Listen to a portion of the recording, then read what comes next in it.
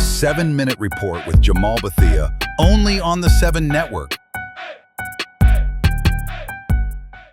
Heads up, eyes shut. This is the 7-Minute Report with me, Jamaal Bethea. Whether it's sports, whether it's culture, whether it's wisdom and knowledge, every segment is only 7 minutes. Man, let's go.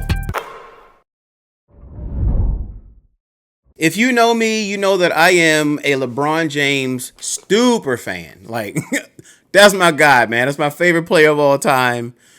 If I'm starting a team, I'm starting with LeBron. It's my first pick. I'm going to put him at point, though. I think LeBron at point is more dangerous than LeBron the forward. I really do. Maybe I'll do a separate video about why. Some of it is obvious, his passing ability, right? But LeBron's my guy. And I think the beauty of sports media where we are is you have so many voices and so many former players. I mean, Paul Pierce, Paul George, Jeff Teague. I mean, you have so many people with podcasts talking about basketball. And I know it's a lot of people like, it's too many people with podcasts. I'm like, when are people going to stop saying stupid shit like it's too many this, it's too many that? Well, you're one of them. You're not the first person to do what you're doing, right? I think it's beautiful that we have all of these podcasts. And in fact, what I wanted to talk about today was really the Mind the Game podcast. LeBron James's Mind the Game podcast, I think, is an excellent podcast, but it's not exciting. It's pretty boring. It just is. And I'm saying that because just like the 2025 finals, so many people were like, don't nobody want to watch no damn Thunder versus no goddamn Pacers. Okay, that's fine. They average 8.8 million viewers, I think, pretty much the whole time, which is 20% drop from last year's finals, because the Celtics are a dynastic team in the history of basketball. So there are some people who are going to tune in just because it's the Celtics. They're not going to do that for the Thunder or the Pacers, two small market teams. I'm proud of the Pacers and the Thunder. Even though they're small market, they have like big market implications. The truth of the matter is the real fans tuned in to watch that finals. That's all it was, the real fans. And we know how great of a finals it honestly was. It's the same thing for the Mind the Game podcast with LeBron James and whoever he's featuring at the time. Season 1, JJ Redick. Season 2, Steve Nash. Recently, they sat down with Kevin Durant.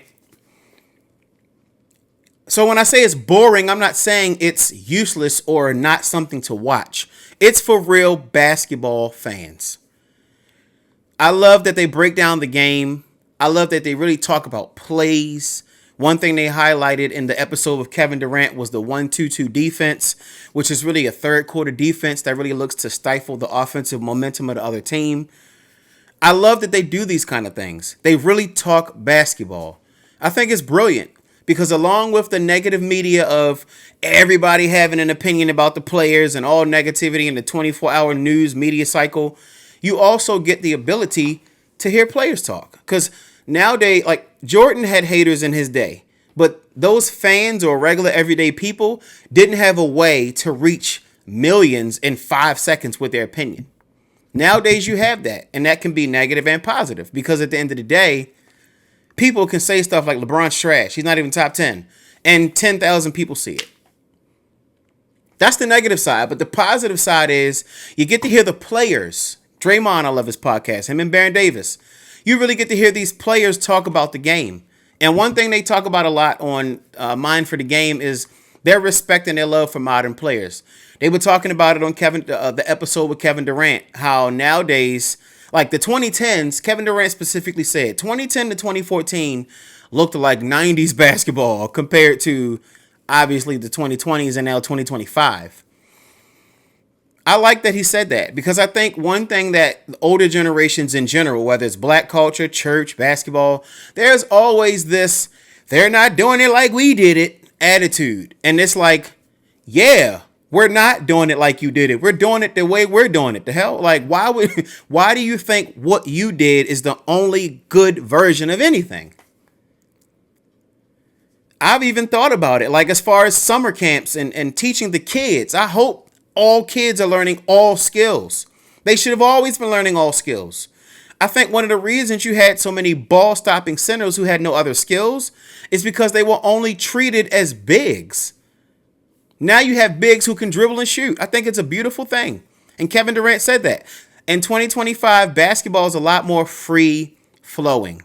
It feels like AAU. It feels like 2K, in Kevin Durant's words. And that's one of the things I love. LeBron talks about Jalen Brunson on that podcast and why Jalen Brunson is such a great and dangerous player. LeBron has obviously talked about his love for Kyrie, having Kevin Durant on, having Luka on recently. And even just Steve Nash. Steve Nash himself has said in previous years, the way he was taught basketball was, as the point guard, you are a detriment to your team if you shoot the ball first. That obviously has changed over the years. Point guards are some of the best scorers in the league now. I mean, even Shea technically lines up at the 1 in his starting lineup. He's really a 2. And I think he's probably a 2-3, depending on the lineup that's on the court, the defensive lineup. I think he could be a 2-3 swing. But even he technically plays the 1. And Shea operates a lot like Kobe from the foul line. When I was watching that video of LeBron and Kobe in the head-to-heads, I did a video about that. It'll be out soon. He operates a lot like Kobe from that foul line area. Gets to the foul line, pump fake, jump shot, step back. I love that they give a lot of love to the new generation of players. I love that they speak open, honest, and freely. Freely, might I add. I even love the fact that you'll have players on the internet talk about how great LeBron is or how great Michael is or what made Kevin Durant different or why Steph Curry is such a problem. The Mind the Game podcast is for basketball lovers. So that makes it not necessarily the most exciting thing to watch. But if you're really a hardcore basketball fan, you're going to learn. They even put the definitions of things at the bottom of the screens. That's beautiful. Like, it all comes together and culminates in an excellent podcasting experience that I love. But the reason I made this video is because I know some people, I've seen it online. Oh, this podcast is boring. It is. It is. It is a no flash, no frills conversation about ball for people who honestly love ball. And I think that's why I love the podcast. I hope it never goes away. And with LeBron being in the down barrel of his career, I'm interested to see what else he'll tell us about his career. Thanks for watching. Like, comment, and subscribe to see more of the 7-Minute Report with Jamaal Bethea right here on the 7 Network.